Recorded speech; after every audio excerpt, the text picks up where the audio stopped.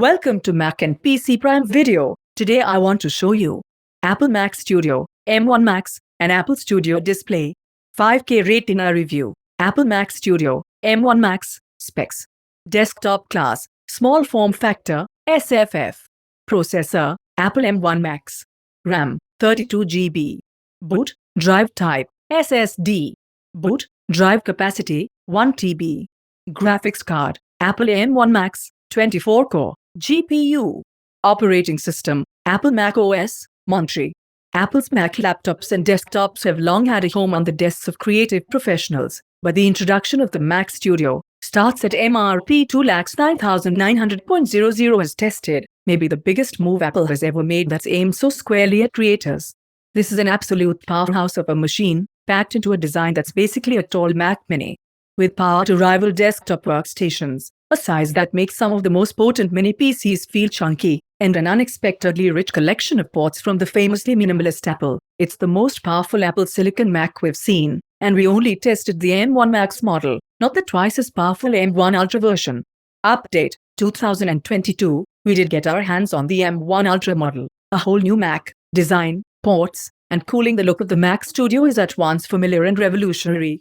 First, the familiarities. It looks like the Mac Mini. It looks a lot like the Mac Mini. It has the same extruded aluminum construction of the Mini, from the 7.7 by 7.7 inch footprint to the mirror polished Apple logo on the top. Viewed from above, the Studio looks a bit like an app icon rendered in 3D. But it's also very different. It's taller, 3.7 inches to the Mac Mini's 1.4 inches, and the rear I/O panel has a different port selection. It also trades the Mini's black plastic rear panel for a design that sets the ports flush with the aluminum chassis for a seamless unibody construction. And the Mac Mini isn't the only past Apple product that seems to have been referenced in the new Mac Studio's design. It also looks a heck of a lot like the square internal chassis of the Power Mac G4 Cube, just without the clear acrylic that Apple's designers loved so much at the time. I won't be surprised if some enterprising accessory makers start selling a look-alike transparent stand for the Studio that echoes the G4 design. On the front, the Studio has two USB-C ports. On the M1 Ultra configurations, they're actually Thunderbolt 4 ports, along with an SDXC card slot, which supports SD 4.0 and UHSI and UHSII, the ultra-high-speed bus interface used by higher performance cards. On the back of the small machine, you'll find four Thunderbolt 4 ports, a 10 Gbps Ethernet jack, dual USB Type-A ports, a single HDMI output, and a 3.5mm headphone jack. Compared to other Mac products, it's one of the most comprehensive port selections offered. Even as Apple has started adding ports to products like the MacBook Pro, which recently saw the return of HDMI and the SDXC card slot, it's also slimmed down the selection on products like the 24-inch iMac, which offers just 4 Thunderbolt 4 ports and a standard gigabit Ethernet connection. As it stands, the only current Mac with better connectivity seems to be the highly configurable Mac Pro, but that's a full-tower desktop, with the option of adding additional graphics cards and connections over PCI Express. The Mac Studio has two processor options, the M1 Max and the M1 Ultra. The M1 Max isn't new, it was already being offered in the MacBook Pro, but the M1 Ultra was announced alongside the Mac Studio, and isn't yet offered on any other Mac. It's essentially two M1 Max systems on a chip, SoCs, crammed into a single die, joined by Ultra Fusion, a silicon interposer that processes signals and communicates between the two halves to make the doubled-up CPU work as a single chip. More on processor and configuration options later. Additionally, the Mac Studio has active cooling, with a double-sided door and ventilation that draws cool air up from the bottom of the chassis and exhausts the hot air out through the ventilated back of the machine. Apple boasts that it has more than 2,000 perforations, but there's probably not a huge performance benefit to having more tiny holes, even if it does look kind of cool. The cooling system not only accounts for much of the Mac Studio's height, but it's also the source of a lot of the weight. Our M1 Max powered review unit weighs 5.9 pounds, which isn't bad for a system that is actually made out of a block of aluminum. But the M1 Ultra model is a bit heavier, with a full 2 pounds of additional weight. The extra heft is all due to the cooling system, which replaces the aluminum construction of the M1 Max model with copper in the M1 Ultra version. The rest should be identical, from the blowers to the ventilation, but that big chunk of copper makes it a heavyweight in the mini PC world.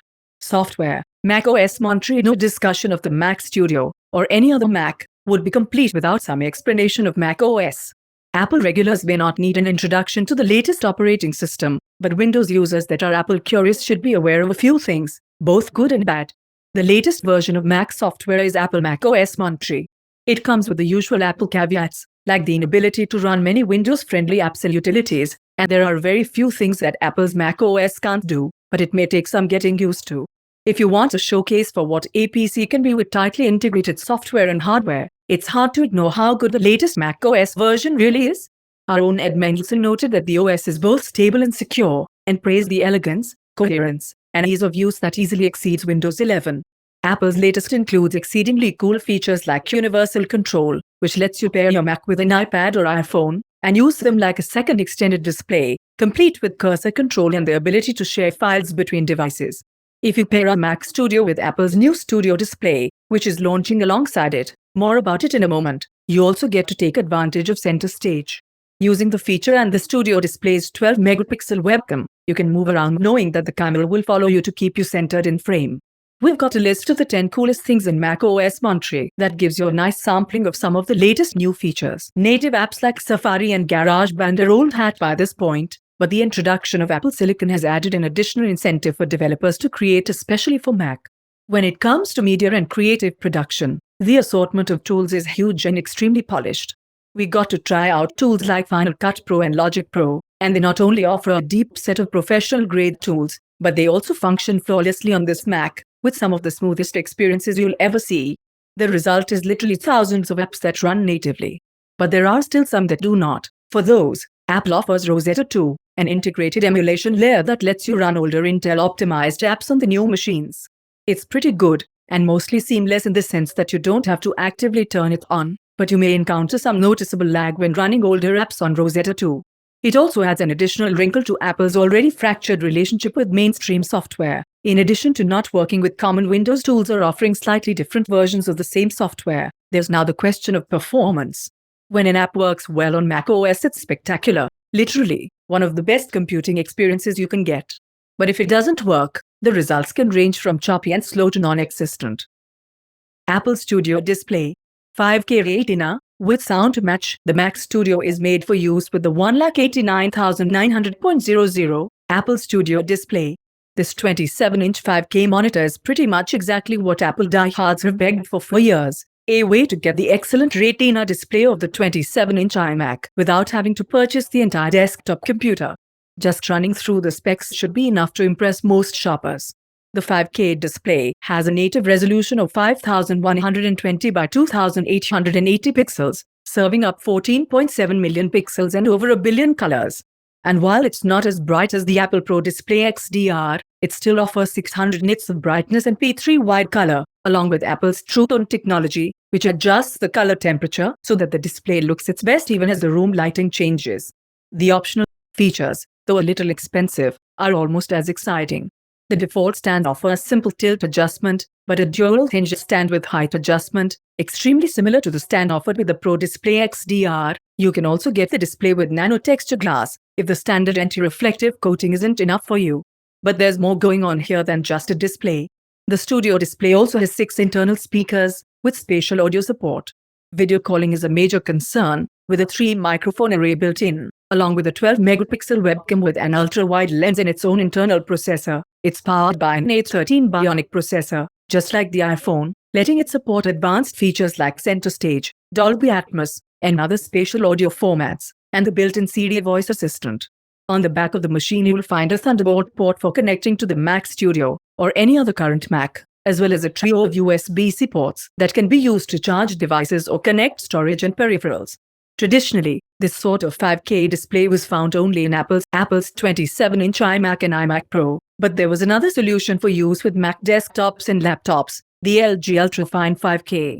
Until recently, the LG was even listed in the Apple Store as the perfect companion for your Mac, and it had a somewhat similar price of $1,299. The similarities went past the screen size and resolution. LG's 5K monitor also boasted a Thunderbolt port for connecting the display and USB-C for peripherals, along with built-in webcam and speakers. Apple's version of the 5K monitor, however, delivers a better, brighter picture, a sturdier stand, and upgraded, well, everything.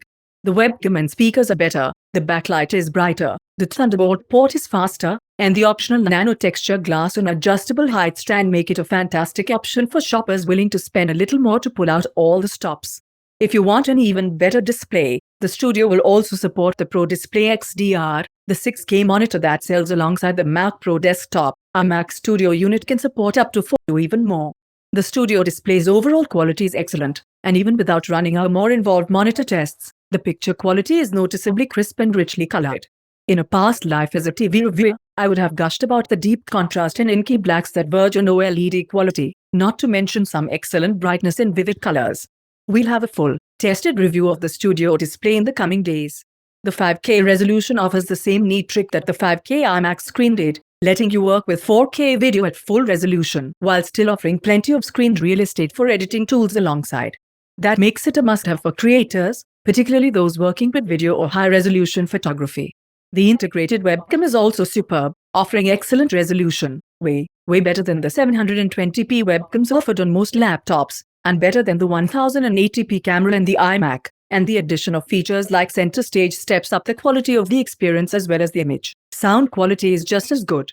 Dialogue during video calls was super clear, and the 6 internal speakers sounded fantastic whether I was in a conversation with someone over FaceTime, watching the Dolby Atmos trailer for No Time to Die, or just listening to Pearl Jam's album 10, which recently got a Dolby Atmos remaster. The mix of sound quality and Atmos verticality offers one of the best experiences I've ever had listening to a system's built-in speakers. Video. I really hope you enjoyed it. If you didn't, make sure to please give it a thumbs up. If you want to see future videos like this, hit that subscribe button. See you next time. Bye.